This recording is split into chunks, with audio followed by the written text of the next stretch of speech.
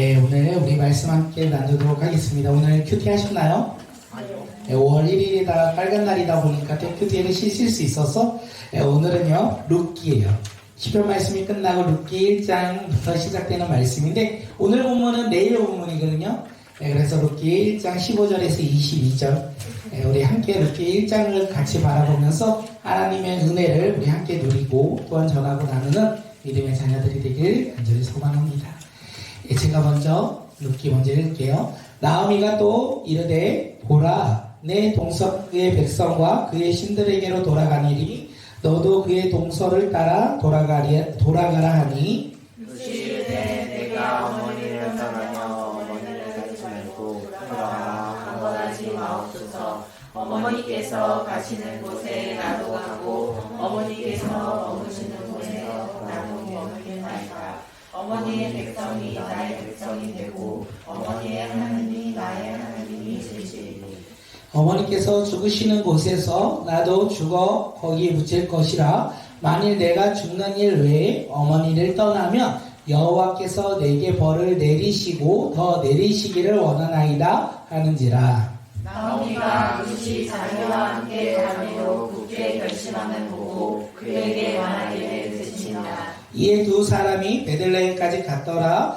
베들레헴이 이를 때에 온 성읍이 그들로 말미암아 떠들며 이르기를 이가 나오미냐 하는지라. 나오미가 네.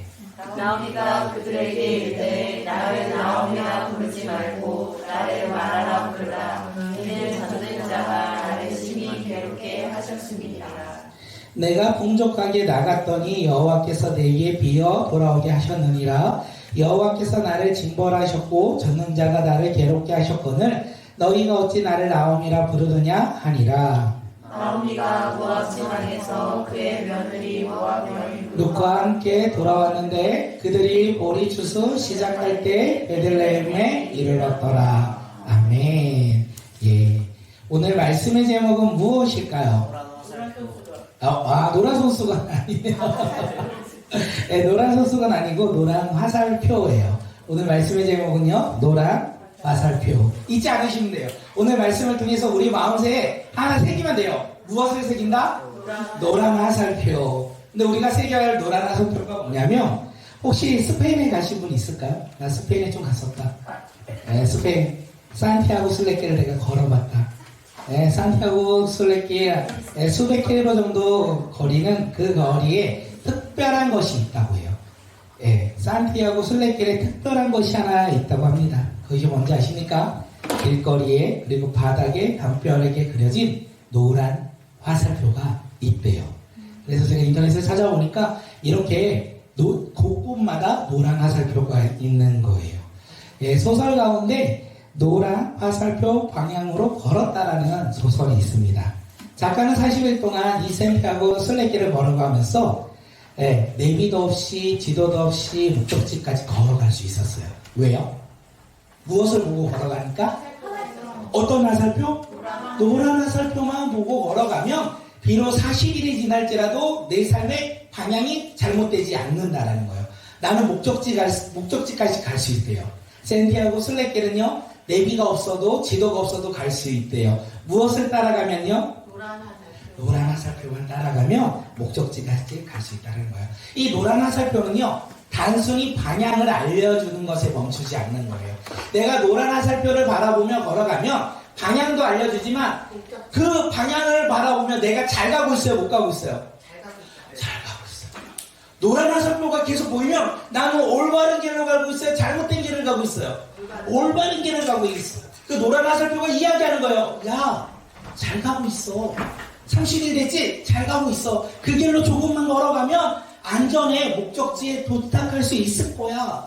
이 노란 화살표가 방향만 가르치는 것이 아니라 그들의 걸어가는 그 발걸음 가운데 평안함과 안도함을 또한 이 노란 화살표가 준다라는 것을 우리가 잊지 않았으면 좋겠습니다. 오늘 우리의 삶 가운데서도 이렇게 노란 화살표가 있어요. 우리의 삶의 폭풍 가운데 비바람이 몰아칠 때 깜깜한 어두움 가운데 우리가 삶의 방향을 잃지 않고 걸어갈 수 있는 노란 화살표. 행복하고 기쁠 때 우리가 어느 길로 갈지 모를 너무 행복할지라도 우리가 가야 할 노란 화살표가 우리 삶 가운데 있다라는 거예요. 그런데 그 노란 화살표는 조금은 다른 것 같아요. 세상 사람들은 이 노란 화살표를 바라보고 뭐라고 얘기하는지 아십니까? 세상의 성공이다. 이렇게 이야기해요.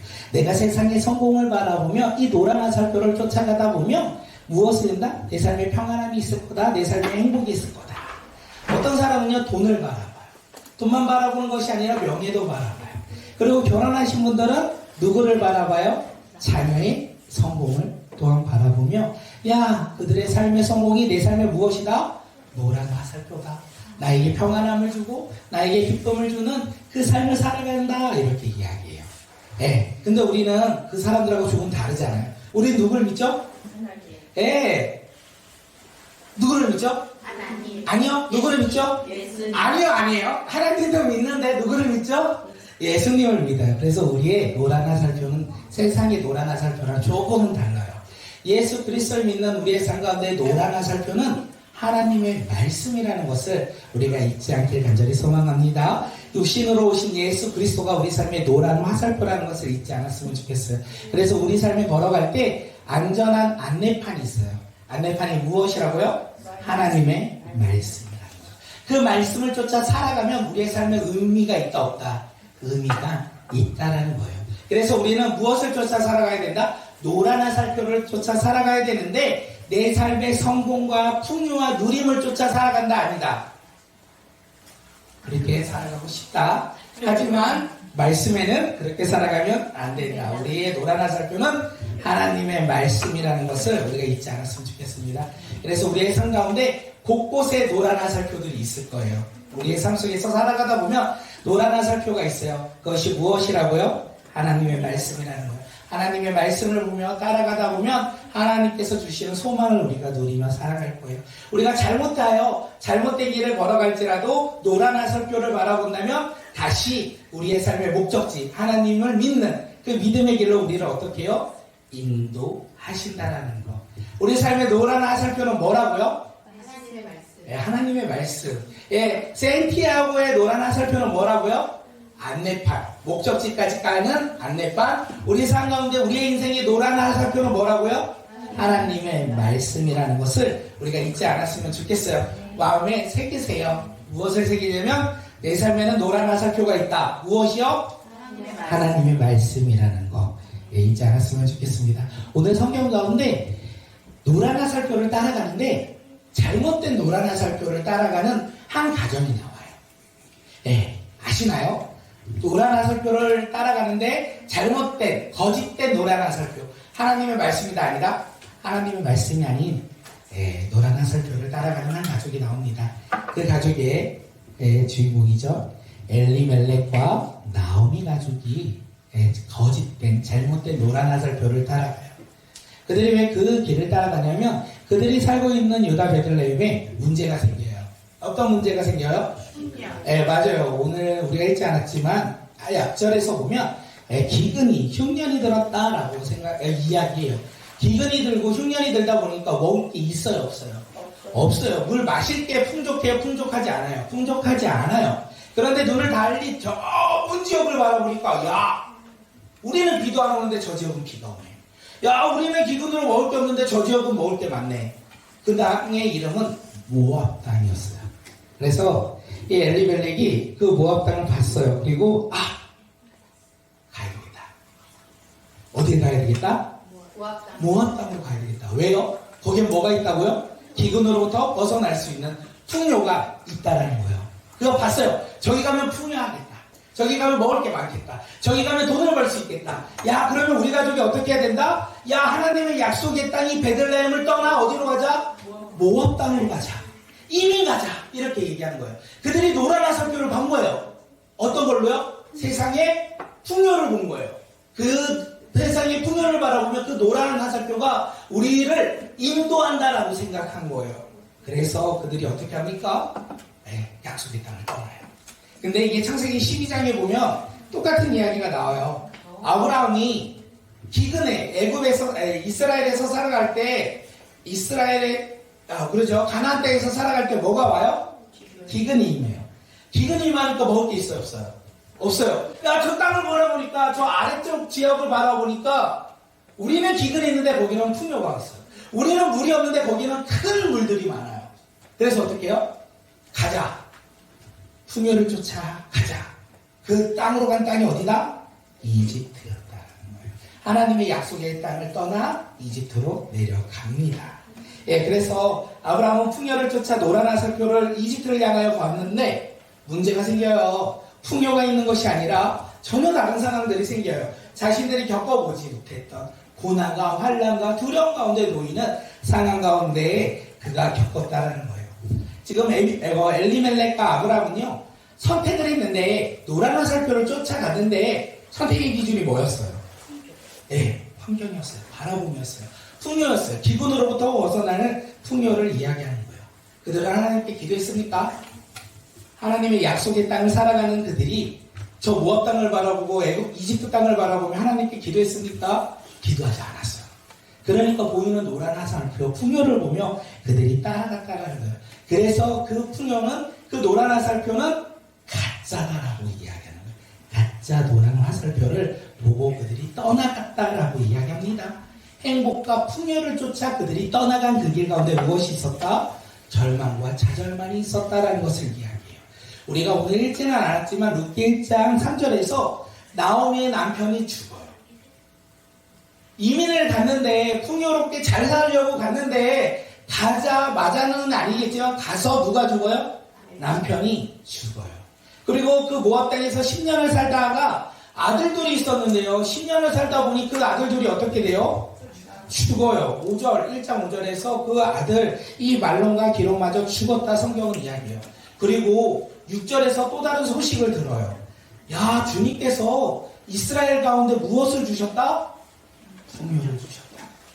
6절에서요. 남편이 죽고 아들이 죽고 그리고 그 땅 가운데 살아갈 때 하나님께서 뭐예요? 하나님의 약속의 땅에 무엇을 주셨다? 풍요를 주셨다라고 이야기해요.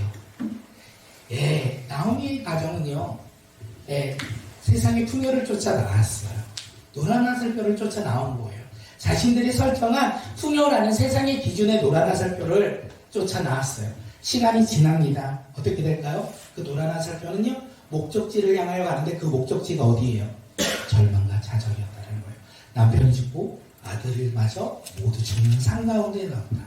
그들이 성경에서 말하는데 베들레헴에서 나올 때는요, 가득 나왔다. 가지고 있는 것이 가득 있었다라고 얘기하는데 10년이 되었을 때는 어떻게 해요? 가지고 있는 것이 없었다라고 성경은 이야기해요. 남편도 죽고 아들도 죽고 가진 것보다 없어지는 상황 가운데 이 노란 화살표를 쫓아갔던 나오미 가족의 삶의 모습이었다는 것을 우리 가운데 이야기하는 거예요. 그래서 우리가 여기서 깨달아야 되는 것은 믿는 사람은 어려운 환경 가운데 가장 먼저 무엇을 해야 할까요? 기도.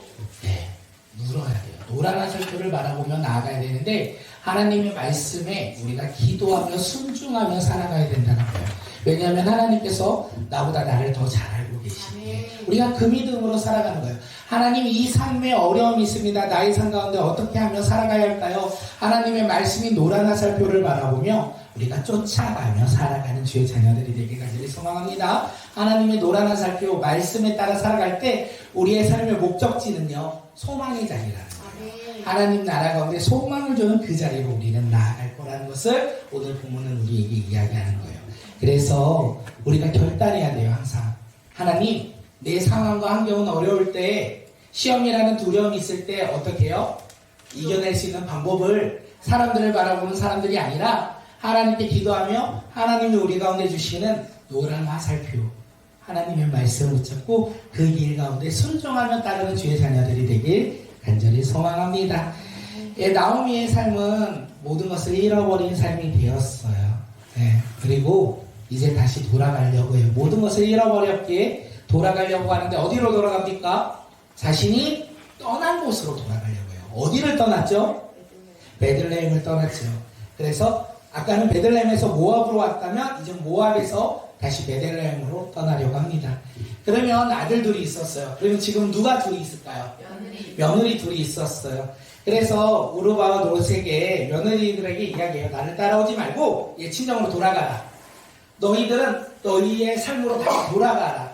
너희들이 나를 선대한 것처럼 너희들이 나를 사랑한 것처럼 하나님께서 너희에게 복을 주시길 내가 빌고 그리고 너희들은 새로운 가정을 꾸미며 다시 새로운 시작을 해라. 이렇게 이 나오미가 이야기를 해요.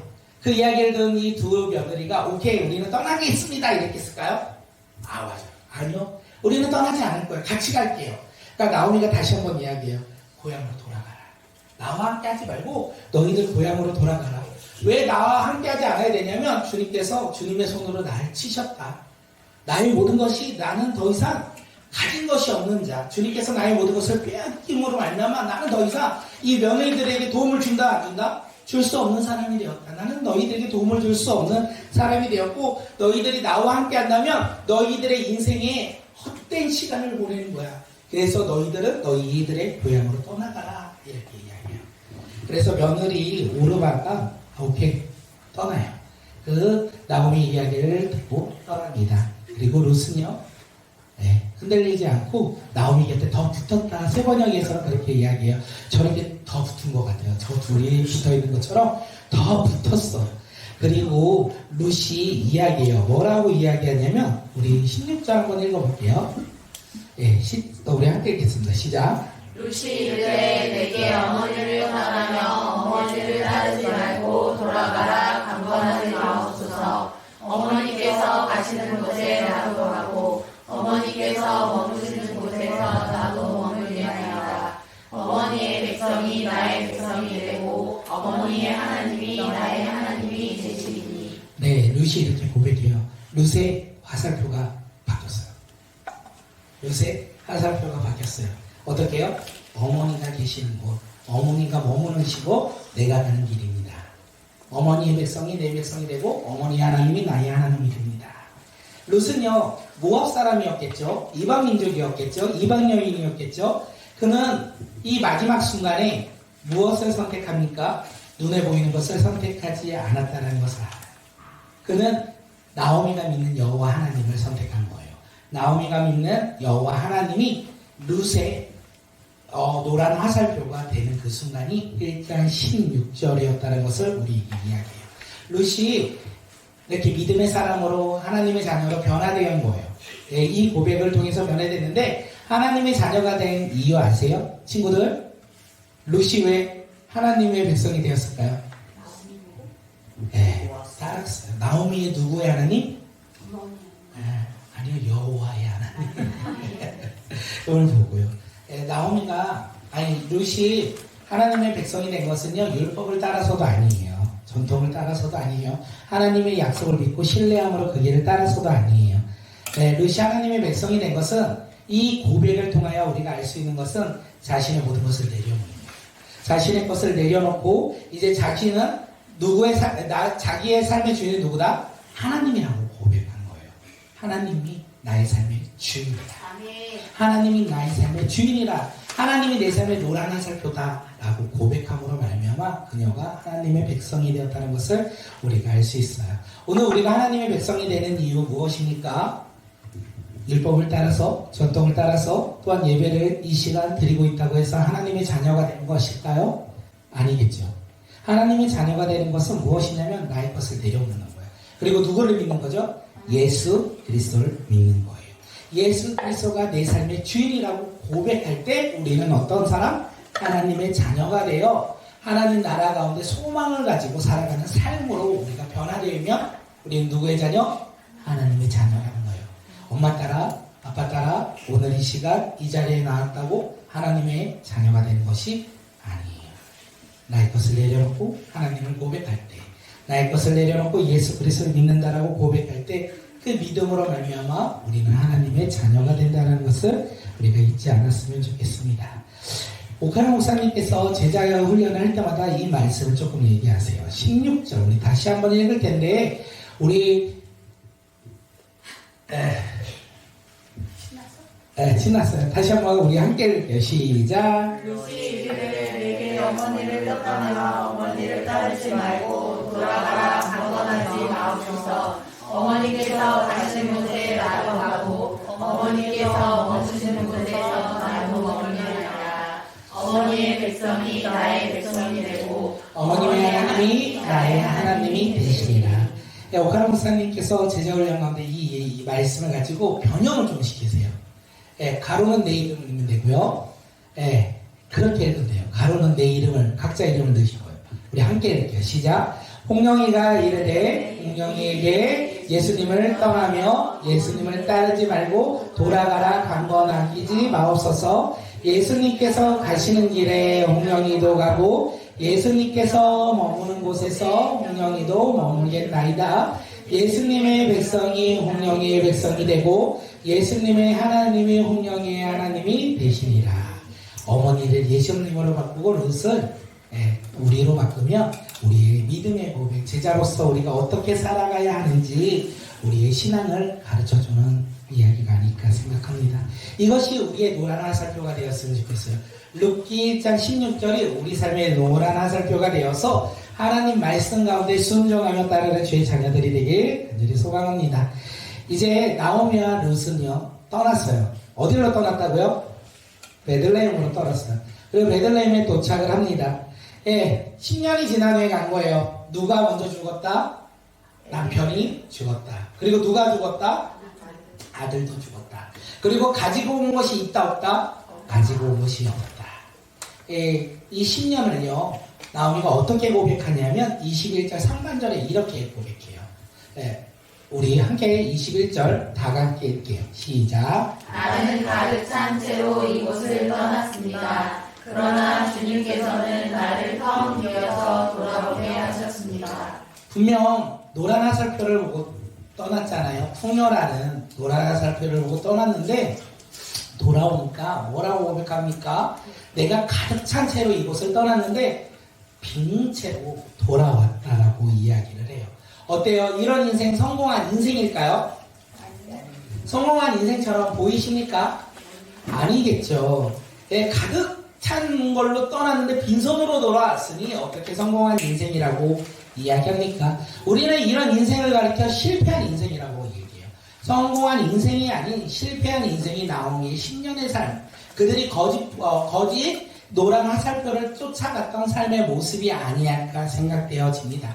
분명 우리는 이 말씀을 보면 나오미의 인생이 실패했다고 보는데 이 실패한 인생 가운데 하나님이 바라보시면 어떨까요? 실패로 바라보실까요? 하나님은요 나오미의 10년을 실패로 바라보시지 않는 것 같아요. 왜냐하면 우리가 말씀을 통해서 알 수 있는 게 나오미와 룻이 예루살렘으로 돌아왔잖아요. 그리고 시기가 언제예요? 보리를 거두실 때, 추수할 때가 되었다는 거예요. 나오미와 룻은 가진 게 있어요? 없어요? 가진 게 없잖아요. 먹을 것이 있어요? 없어요? 없잖아요. 모든 것을 잃어버리고 추수할 것도 없이 먹을 것도 없이 다시 베들레헴으로 돌아왔는데 하나님께서는 이미 그들이 먹을 수 있도록 추수할 곡식을 이미 예비해 놓으셨다는 거예요. 우리의 인생에서 그들의 삶을 바라보면 실패한 인생 같은데 하나님께서는 그들이 다시 돌아옴으로 말미암아 어떻게 해요? 그들에게 주실 것들을 이미 허락해 주셨다라는 것을 이야기해요. 거짓 풍요, 노란 화살표를 보며 그들이 살아갔던 그 삶에서 진짜 노란 화살표, 하나님을 바라보며 돌아온 그들의 삶 가운데 누가 일하신다? 하나님이 일하기 시작하신다는 거예요. 하나님이 나오미의 삶 가운데, 룻의 삶 가운데 은혜를 베풀기 시작한대요. 그것이 이전부터 시작되는 이야기인 거예요.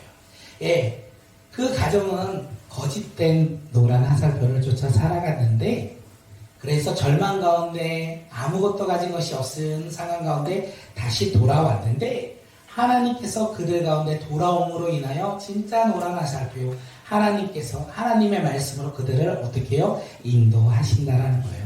그 인도하심에 결코 후회가 없으시고 실망이 없으시고 평안만 가득한 삶으로 그들을 채우시고 인도하신다는 것을 우리가 잊지 않았으면 좋겠습니다. 예수님은 성경 가운데 요한복음에서 뭐라고 말씀하시냐면 선한 목자라고 이야기하세요. 우리 삶의 선한 목자 그 예수 그리스도를 바라보며 하나님의 말씀을 우리가 노란 화살표로 삼아 따라갈 때 우리를 어느 길로 인도하신다? 푸른 초장으로 우리 가운데 가장 필요한 것을 채우시는 그 길로 하나님께서 우리를 인도하신다라는 것. 나오미의 삶이 그래요.